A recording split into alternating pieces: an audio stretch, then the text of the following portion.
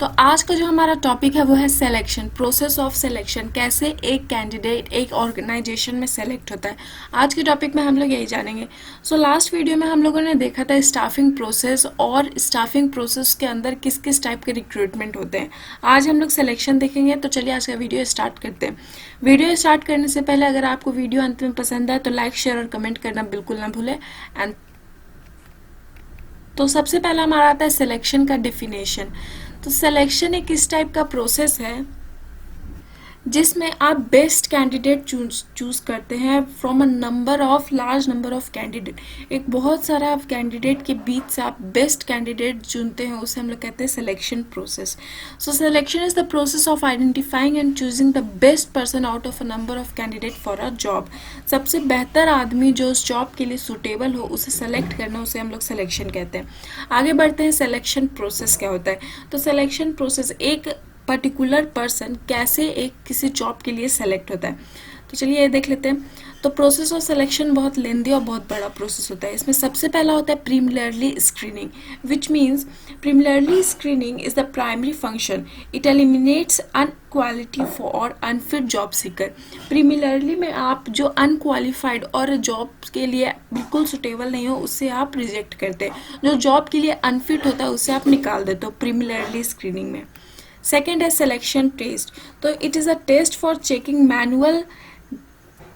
Manual characteristic जो हमारे अंदर होता है उसे सिलेक्ट करना, उसे चेकआउट करना to intelligence to personality.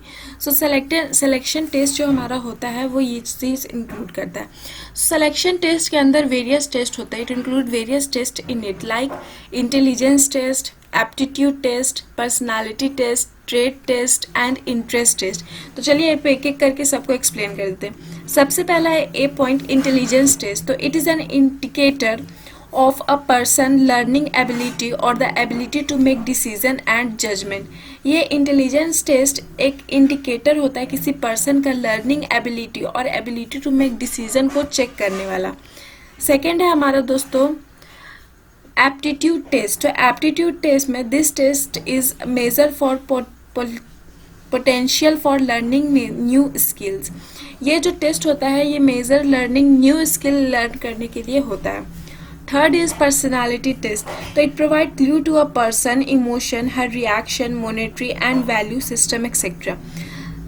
Fourth point is trade test. This measure the existing skill of individual. And the fifth point is interest test.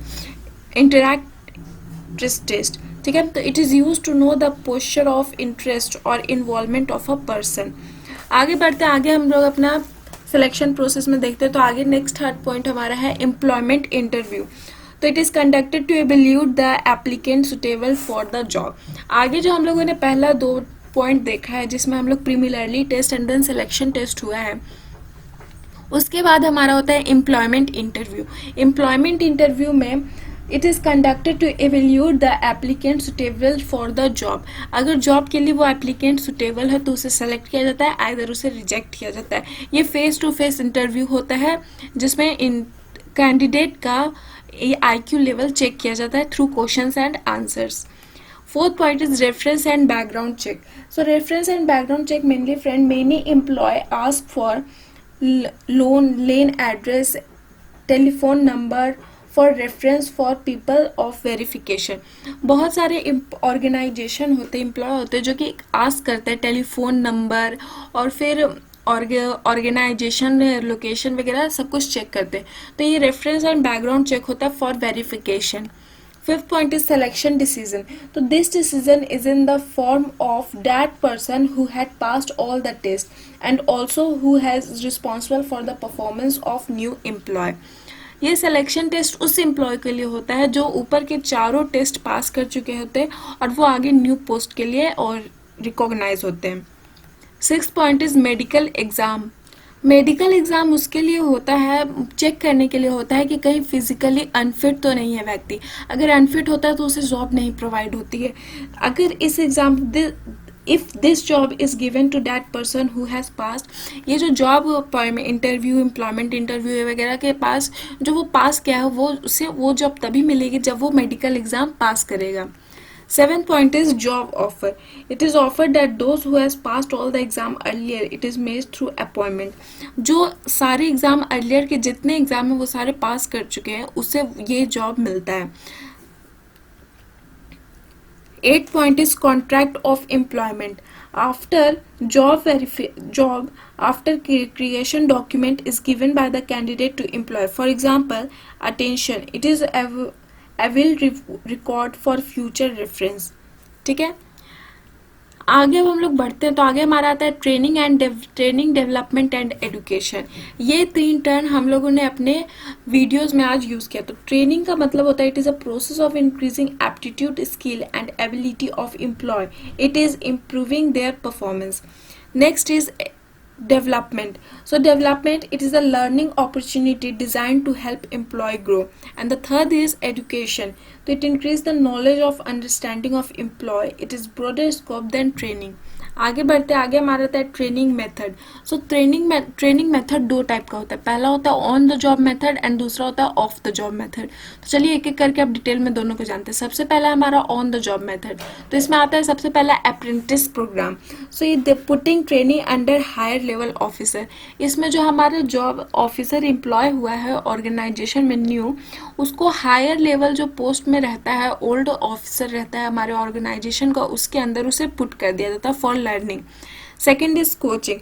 So training worker directly with senior manager and major takes full responsibility of training coaching. इसमें जो training worker होता है उसको higher level और senior manager के साथ put कर दिया जाता है और फिर उसके बाद वो उससे लर्न करता है. जितना हायर लेवल जो वो होता है और सीनियर मैनेजर होता है उसका सारा रिस्पॉन्सिबिलिटी होता है न्यू एम्प्लॉय को लर्न कराना.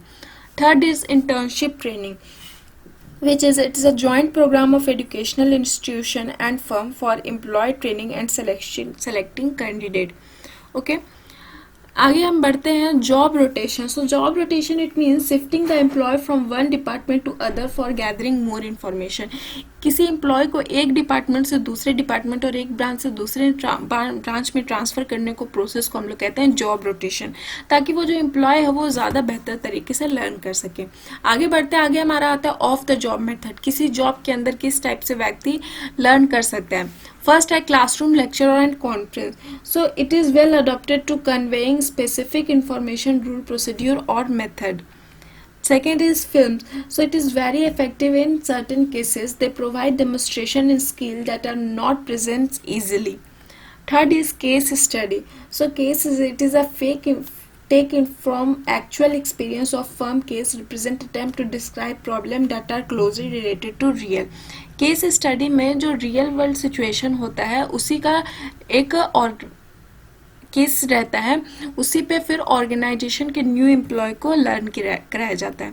Fourth is vestibule training. It is done with employee और required to carry heavy equipment and machinery. So आज का वीडियो हमारा यहीं पे ख़त्म होता है और जो हमारा स्टाफिंग चैप्टर है, बिजनेस स्टडी का जो स्टाफिंग चैप्टर है वो आज हमारा यहीं पे ख़त्म होता है.